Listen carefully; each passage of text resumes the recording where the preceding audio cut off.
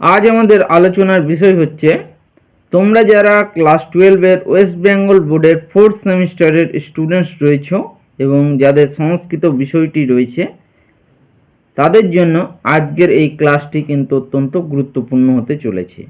তো আজ আমাদের আলোচনার বিষয় হচ্ছে তোমাদের যে একটি দৃশ্যকাব্য রয়েছে 4th সেমিস্টারের, যার নাম হচ্ছে আত্রি বনদেবতা সংবাদহ। এই আত্রেয়ী বনদেবতা সংবাদহর আজ আমরা তোমাদের ষষ্ঠ শ্লোক থেকে যে বাকি অংশটুকু বা বাকি শ্লোকটুকু বাদ ছিল সেই শ্লোকটি আমি সম্পূর্ণ করতে চলেছি এই ভিডিওর মাধ্যমে। তো এর আগের ভিডিওতে বা আগের ক্লাসে আমরা কিন্তু আত্রেয়ী বনদেবতা সংবাদের প্রথম শ্লোক থেকে পঞ্চম শ্লোক অবধি আলোচনা করেছিলাম। যারা এখনো পর্যন্ত সেই ভিডিওটি দেখে উঠতে পারোনি তারা আমাদের চ্যানেলে গিয়ে সেই ভিডিওটি দেখে নিতে পারো। এবং এই ভিডিওগুলো তোমরা অনেকেই দেখছো, কমেন্ট করে জানাচ্ছ, ঠিক আছে, আমার খুব ভালো লাগছে, তাতে আমি একটু মোটিভেট হচ্ছি। এবং তোমরা যদি আমাকে আরও মোটিভেট করতে চাও এবং চ্যানেলটিকে যদি আগে এগিয়ে নিয়ে যেতে চাও তাহলে তোমরা কিন্তু আমাদের চ্যানেলটি দেখার পাশাপাশি সাবস্ক্রাইব বাটনটি প্রেস করে চ্যানেলটির পাশে থাকতে ভুলো না। এই ভিডিওগুলো তোমাদের দেখে যেমন একটু হলেও হেল্প হচ্ছে, তোমাদের বন্ধুদেরও যাতে হেল্প হয় তার জন্য একটি শেয়ার করতে ভুলো না। তো চলো দেরি না করে আমরা সরাসরি মূল টপিকের দিকে এগিয়ে যাই। তো দেখো, ষষ্ঠ অংশ শুরু হচ্ছে এভাবে, বন দেবতা অয়ম অসাবধায়ন অপনুহ কাম মোহিতম। তো দেখো লেখা আছে বাংলা লিপিতে পাঠ। বন দেবতা বলছেন অয়ম সাবধায়ন প্রত্যুহ আত্রেয়ী অপরস্য।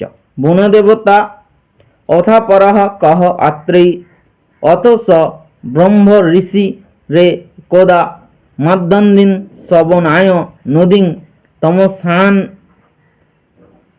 তমসা মনু প্রপন্ন তত্র যুগ্ম চারিণো ক্রঞ্চয় রেকং ব্যাধেন বদ্ধমানং দদর্শ আকস্মিং প্রত্যব ভাসং দেবীং পাচমানুষ্ঠুভেন ছন্দসা পরিণতাম ভূ দৈরয়ত মা নিষাদ প্রতিষ্ঠাং তমগমঃ শ্বাসাতি সমাহ ইয়ৎ কঞ্চ মিথুনা দেকম বোধি কাম মোহিতুম।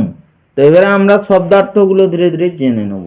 শব্দার্থ বলছে অয়ম মানে এই, অসৌ মানে সেই, অপরহ চ আরও আছে, অথা পরহ অন্যটি, একদা মানে একদিন, মাধ্যন্দিন শ্রবণায় মানে মধ্যাহ্নকালীন স্নানাদি কার্যের জন্য, মধ্যাহ্ন মানে হচ্ছে দুপুর বেলায়, অনুপ্রসন্ন মানে গিয়েছিলেন, একম একটি, ব্যাধেন ব্যাধের দ্বারা, বদ্ধমানম নিহত অবস্থায়, পরিণতাম পরিণতা, নিষাদ হে ব্যাধ, তম তুমি, ক্রঞ্চ মিথুনাত ক্রঞ্চ যুগল থেকে, কাম মোহিতম কামে আসক্ত।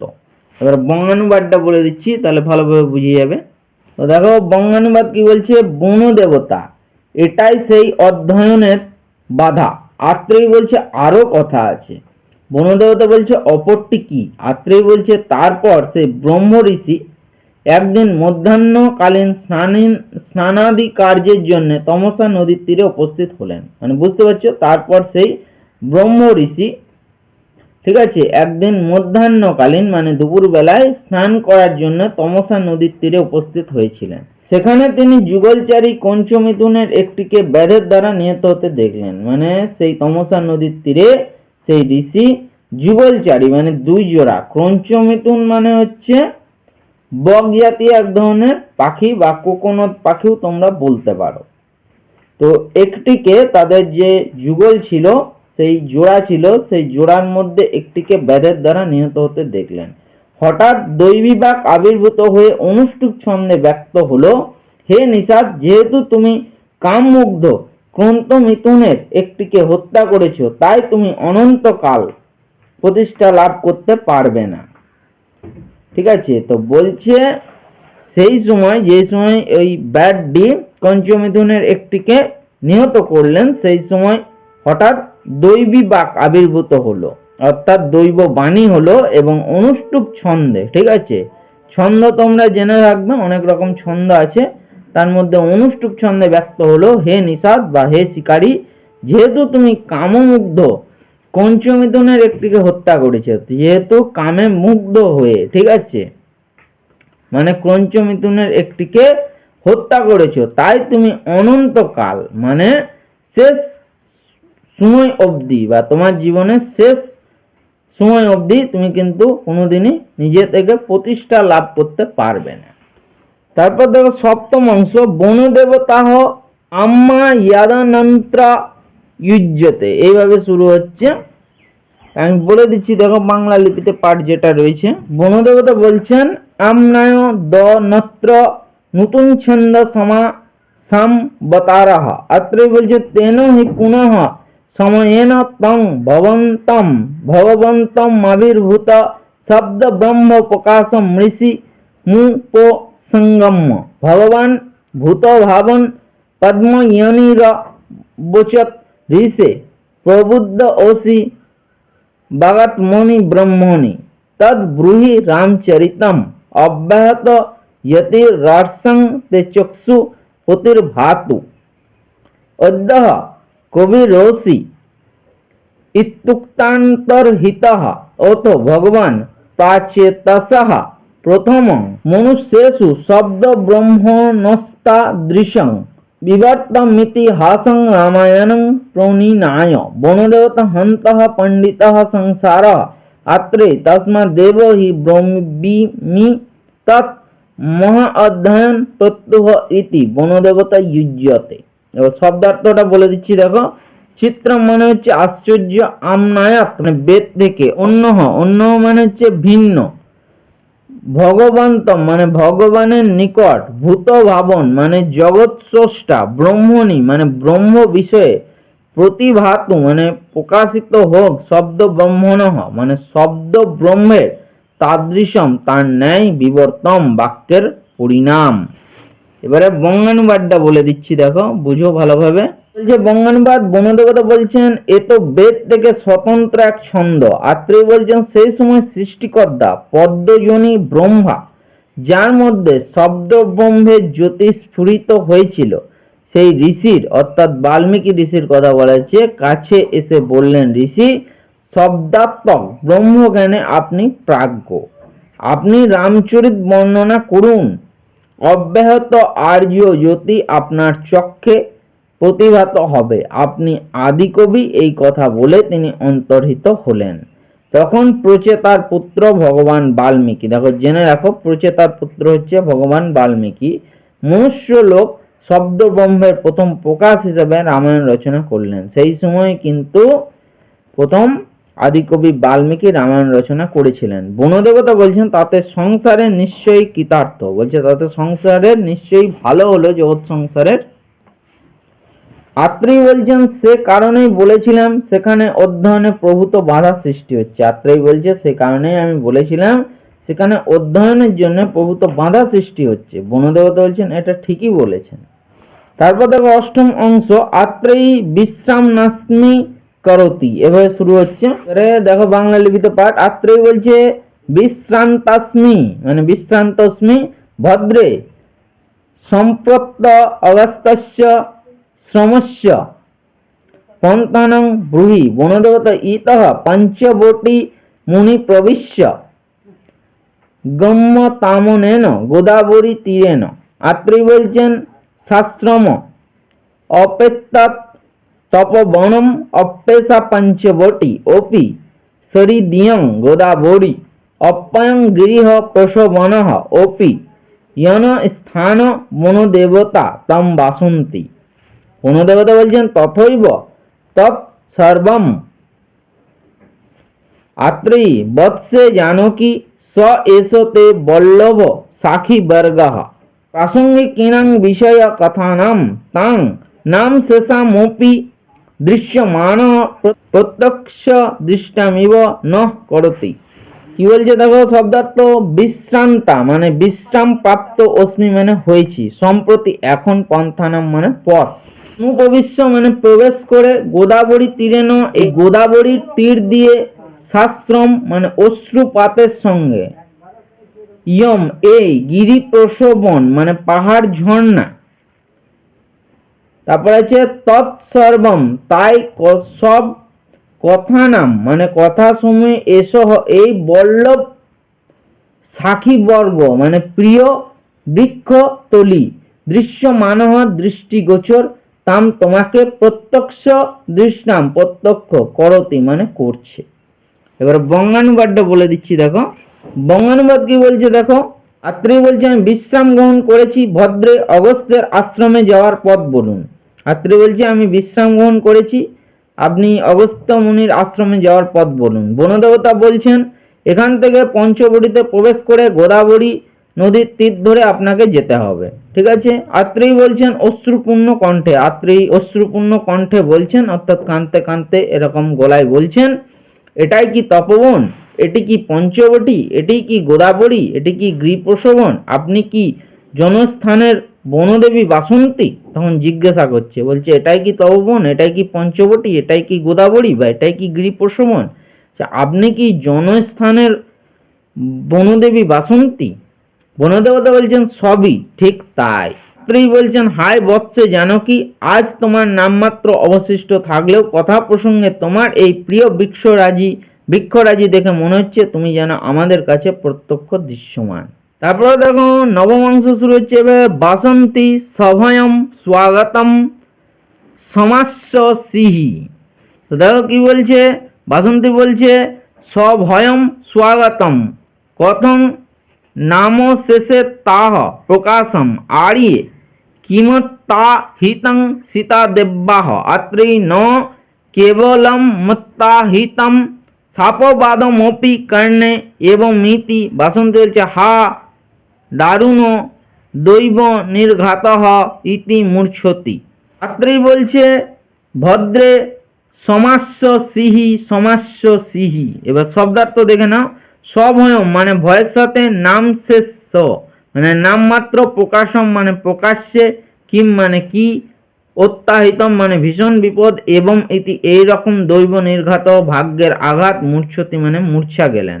সমাস্য সিহি মানে আশ্বস্ত হন, অ্যাসুর যেটাকে বলা হয়। এবারে বঙ্গানুবাদটা বলে দিচ্ছি। বাসন্তী বলছেন সভয়ে স্বাগত, নামমাত্র অবশিষ্ট কেন, প্রকাশ্যে আড়িয়ে সীতা দেবীর কি কোনো অমঙ্গল ঘটেছে? আত্রেয় তখন বলছে কেবল অমঙ্গল নয় কলঙ্ক, মানে সীতা দেবীর খালি অমঙ্গলই ঘটেনি, কলঙ্কও লেগেছে। কানে কানে বলছেন এই কথাটা। বাসন্তী বলছেন হায় কি দারুণ দৈব বিপর্যয়, মূর্ছিত হলেন বাসন্তী এই কথা শুনে। আত্রেয় বলছে ভদ্র আশ্বস্ত হন, আশ্বস্ত হন, বলছে আপনি একটু আশ্বস্ত হন, আশ্বস্ত হন। তারপর দেখো দশম অংশ শুরু হচ্ছে এভাবে বাসন্তী হা ইয়াতম। বাসন্তী বলছেন হা প্রিয় সখী ঈদৃশস্তে নির্মাণ ভাগ হা রামভদ্র অথবা অলঙ্কয়া আড়িয়ে আত্রেয়ী অত তস্মাৎ দরন্নাথ পরিত্যজ্য নিবৃত্তে লক্ষ্মণে সীতায়াহ কিং বৃত্তমিতি কাচিৎ দাসিত প্রবৃত্তি। আত্রেয়ী বলছেন নহি নহি। তারপর বাসন্তী বলছেন কষ্টম আরিয়া রুন্ধতি বশিষ্ঠা অধিতিষ্ঠে তেষু ন কুলেষু জীবিন্তেষু চ বৃদ্ধাসু রাজ্ঞে ইউ কথম মিদম ইয়াতম। এবার শব্দার্থ কি বলছে দেখো, যে প্রিয় সখী, হাই প্রিয় সখী, ঈদৃশম এইরূপ, নির্মাণ ভাগ মানে ভাগ্যের পরিণতি, অলম তয়া তোমাকে কি প্রয়োজন, অথ মানে তারপর, তসমাৎ সেখান থেকে, অরণ্যাৎ অরণ্য থেকে, পরিত্যাজ্য পরিত্যাগ করে, কিম মানে কি, বৃত্তম হলো, কাচিৎ মানে কোনো, প্রবৃত্ত মানে সংবাদ, নহি না, কুলেষু মানে বংশে, জীবিন্তে জু মানে জীবিত থাকতে, বৃদ্ধাসু বর্ষি অসি মানে কথম কিভাবে, মানে কথম মানে কিভাবে, বৃদ্ধাসু মানে বর্ষি অসি, কথম মানে কিভাবে, ইয়াতম মানে ঘটলো। এবারে দেখো বঙ্গানুবাদ বলে দিচ্ছি। বাসন্তী বলছেন হায় প্রিয় সখী, এই তোমার জন্মের পরিণাম, হায় রামচন্দ্র, অথবা তোমার প্রয়োজন নেই। আত্রেয়ী বলছেন আর যে আত্রেয়ী পরিত্যাগের পর সেই অরণ্য থেকে লক্ষণ চলে গেলে সীতার কি হলো সে সম্পর্কে কিছু জানেন কি? আত্রেয়ী বলছেন না, কিছুই জানি না। বাসন্তী বলছেন কি কষ্ট আরিয়া, অরুন্ধতী ও বশিষ্ঠের দ্বারা অধিষ্ঠিত বংশে যেখানে বৃদ্ধা রাজ্ঞী জীবিত সেখানে এমন হলো কি করে? বলছে তখন বাসন্তী বলছে, হাই প্রিয় সখী, এই তোমার জন্মের পরিণাম? রামচন্দ্র তখন বলছে, অথবা তোমার প্রয়োজন নেই বলেই রামচন্দ্র তোমাকে পরিত্যাগ করে চলে গেলেন। আর যে বলছে পরিত্যাগের পর সেই অরণ্য থেকে লক্ষণও কিন্তু রামচন্দ্রের সঙ্গে চলে গেলে সীতার কি হলো সে সম্পর্কে কিছুই জানেন কি? তখন আত্রেয় বলছে, না, আমি তো কিছুই জানি না। তখন বাসন্তী বলছে, কি কষ্ট! আর যা অরুন্ধতী ও বশিষ্ঠের দ্বারা অধিষ্ঠিত বংশে, অরুন্ধতী এবং বশিষ্ঠের দ্বারা বংশে কিন্তু বলছে থেকেও কিন্তু সেই বৃদ্ধা রাজ্ঞী জীবিত থাকতেও বলছে এরকম কি করে হলো সীতার ভাগ্যে। নেক্সট আমরা চলে যাব দেখো একাদশ অংশে। তো একাদশ অংশে যাওয়ার আগে বলছি, তোমাদের এই ভিডিওটি বুঝতে গিয়ে যদি কারো কোনো জায়গায় অসুবিধা বলে মনে হয় বা কোনোটির যদি তোমরা মিনিং জানো না সেরকম যদি মনে হয়, তাহলে ভিডিওর কমেন্ট বক্সে তোমরা একটি কমেন্ট করে দেবে, তাহলে আমি তোমাদের আরো ভালোভাবে হেল্প করতে পারবো। তো একাদশ অংশ দেখো শুরু হচ্ছে এভাবে, শ্রী ঋষ্য সিংহ শস্ত্রে কিমাচারহ। তাহলে এবারে দেখো আমি বলে দিচ্ছি তোমাদের বাংলা লিপিতে পাঠ।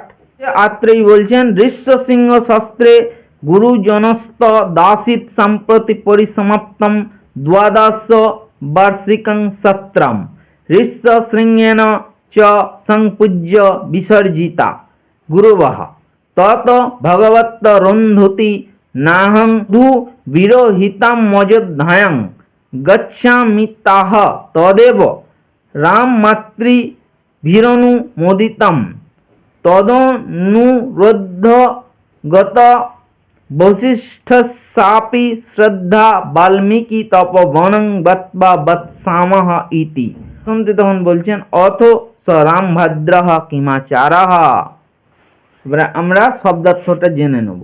শব্দার্থ কি বলা হচ্ছে, ঋষি সিংহ শস্ত্রে মানে ঋষ্য সিংহ মুনির যজ্ঞে, গুরুজন মানে গুরুজনেরা আসিত মানে ছিলেন, পরিসমাপ্তম সমাপ্ত হয়েছে, দ্বাদশ বার্ষিকম দ্বাদশ বার্ষিক সম্পূজ্য অর্চনা করে, বিসর্জিতা বিদায় দিয়েছেন, বধূ বিরহিতাম বধূবিহীন গচ্ছামি যাচ্ছি, তৎ এব তাকে, ভগবত ভগবানের শ্রদ্ধা মানে ইচ্ছা, গতবা মানে গিয়ে, বৎসামহ বাস করব, অথ মানে এরপর, স্ব মানে সেই, কিম আচার কি আচার। ওরা বঙ্গানুবাদ বলে দিচ্ছি দেখো। তো বঙ্গানুবাদ দেখো কি বলা হচ্ছে, আত্রেয় বলছেন গুরুজনেরা সে সময় ছিলেন ঋষ্য সিংহের যজ্ঞে, ঋষ্য সিংহ মুনি যখন যজ্ঞ হচ্ছেন সে সময় গুরুজনেরা কিন্তু সে সময় ঋষ্য সিংহ মুনির যজ্ঞে ছিলেন। সম্প্রতি দ্বাদশ বার্ষিক যজ্ঞ সমাপ্ত হয়েছে, এখন 12 বছরের যজ্ঞ সমাপ্ত হয়েছে। ঋষ্য সিংহ গুরুজনদের সম্মান জানিয়ে বিদায় দিয়েছেন। ঋষ্য সিংহ গুরুজনদের যারা বড় ছিলেন তাদেরকে মানে দেখা করে বা সম্মান জানিয়ে বিদায় দিয়েছেন। তারপর ভগবতী অরুন্ধতী বললেন, বধূ মানে সীতাহীন অযোধ্যায় আমি যাব না। তারপর অরুন্ধতী বলছেন যে আমি আমার বধূকে ছাড়া অর্থাৎ সীতাকে ছাড়া আমি অযোধ্যায় ফিরে যাব না। রামচন্দ্রের মাতারা তা অনুমোদন করলেন। রামচন্দ্রের মাতারা কিন্তু সেই কথাটাকে মানে সম্মান জানালেন। সেই অনুমোদন ক্রমে ভগবান বশিষ্ঠ বলেছিলেন বাল্মীকি তপবনে গিয়ে বাস করবেন। বলছেন আমরা আর অযোধ্যায় ফিরে যাব না, আমরা সবাই মিলে বাল্মীকি তপবনে গিয়ে বাস করব। বাসন্তী বলছেন এখন সেই রামচন্দ্র কি করছেন? বলছে এখন রামচন্দ্র কোথায় রয়েছেন। এবারে লাস্ট দেখো তোমাদের যেটা আছে দ্বাদশ অংশ, সর্বশেষ শ্লোক, সেটি নিয়ে আমি আলোচনা করছি। তো দেখো দ্বাদশ শ্লোক এইভাবে শুরু হচ্ছে, আত্রেয়ী তেন বিজ্ঞাতুম মহর্তি আত্রেয়ী তেন রাজ্ঞা রাজক্রতু রস্য মেধঃ প্রক্রান্তঃ। বাসন্তী বলছেন অহহ ধিক পরিণীতমপি। আত্রেয়ী বলছে শান্তম নহি নহি বাসন্তী কা তর্হি যজ্ঞে সহধর্মাচারিণী। আত্রেয়ী হিরণ্ময়ী সীতা প্রকৃতি গৃহিণী কৃতা। বাসন্তী হন্ত ভো বজ্রাদোপি কঠোরানি মৃদুনি কুসুমাদোপি লোকোত্তরাণং চেতাংসি কোহি বিজ্ঞাতুম আহার্তি। তাহলে এবারে আমরা শব্দার্থ জেনে নেব। শব্দার্থ কি বলছে, তেন রাজ্ঞা সেই রাজার দ্বারা রাজক্রতু রাজকীয় যজ্ঞ প্রক্রান্ত করা হয়েছে, ধিক মানে ধিক্কার, পরিণীতাম অপি মানে পুনরায় বিবাহ করেছেন, শান্তম শান্ত হন, নহি না তরি তাহলে সহধর্মচারিণী সমান ধর্ম আচরণকারী প্রতিকৃতি মূর্তি ভো ওহে বজ্রাদপি বজ্রের মতো কঠোরানি মানে কঠোর, কুসুমাদপি মানে ফুলের মতো, চেতাংশী মানে চিত্তে অর্থাৎ মনে, বিজ্ঞাতুম অহর্তি মানে জানতে সমর্থ হয়। বঙ্গানুবাদ বলে দিচ্ছি, দেখো বঙ্গানুবাদ কি বলছে। আত্রেই বলছেন সেই রাজা রাজকীয় অশ্বমেধ যজ্ঞের আয়োজন করেছেন। বাসন্তী বলছে হায় ধিক, তিনি বিবাহ করেছেন। বলছে বাসন্তী তখন বলছেন যে আত্রেই বলছে সেই রাজা রাজকীয় যজ্ঞের আয়োজন করেছেন, অশ্বমেধ যজ্ঞের রামচন্দ্রের কথা বলেছে। বাসন্তী তখন বলছেন হায় ধিক, তিনি বিবাহ করেছেন। বলছে বিবাহ করেছেন আবার অশ্বমেধ যজ্ঞের আয়োজন করেছেন। আত্রেই বলছে ছি ছি না। বাসন্তী বলছেন তাহলে যজ্ঞে তার সহধর্মচারিণী কে ছিলেন। বলছে যজ্ঞ করতে গেলে তার সঙ্গে তো সহধর্মিণী লাগে, একা একা তো যজ্ঞ করা যায় না। তো বলছে তাহলে তার সহধর্মচারিণী কে ছিলেন, যিনি তার সঙ্গে যজ্ঞে মানে থাকবেন। আত্রেই বলছেন সীতার স্বর্ণ প্রতিকৃতি গৃহিণী রূপে গৃহীত হয়েছিল। বলছে সীতার স্বর্ণ প্রতিকৃতি মানে সীতার সোনার একটা মানে অবয়ব তৈরি করা হয়েছিল বা সোনার মানে মূর্তি তৈরি করা হয়েছিল। সেই সোনার মূর্তিকেই কিন্তু গৃহিণী রূপে সেখানে যজ্ঞের মধ্যে কিন্তু তাকে মানে বসানো হয়েছিল যজ্ঞে। বাসন্তী বলছেন হায় লোকোত্তর ব্যক্তিদের মন বজ্রের চেয়েও কঠোর আবার কুসুমের চেয়েও মৃদু, কে তা জানতে বলছে। বলছে লোকোত্তর ব্যক্তিদের মন বজ্রের চেয়েও কঠিন, বজ্র তো সব থেকে কঠিন হয়, তার থেকেও কঠোর, আবার কুসুম অর্থাৎ ফুলের চেয়েও মৃদু হয়, সেটা কে জানতে পারে। তো এখানেই তোমাদের আত্রেয়ী বনদেবতা সংবাদহর যে শ্লোকগুলি ছিল সেই সম্পূর্ণ শ্লোকগুলি আজকে ক্লাসের মাধ্যমে কিন্তু কমপ্লিট হলো। এখানেই তোমাদের এই ভিডিওটি সমাপ্ত হলো। ভিডিওটি এতক্ষণ ধৈর্য ধরে দেখার জন্য তোমাদের সকলকে আমার তরফ থেকে আরও একবার অসংখ্য ধন্যবাদ জানাই।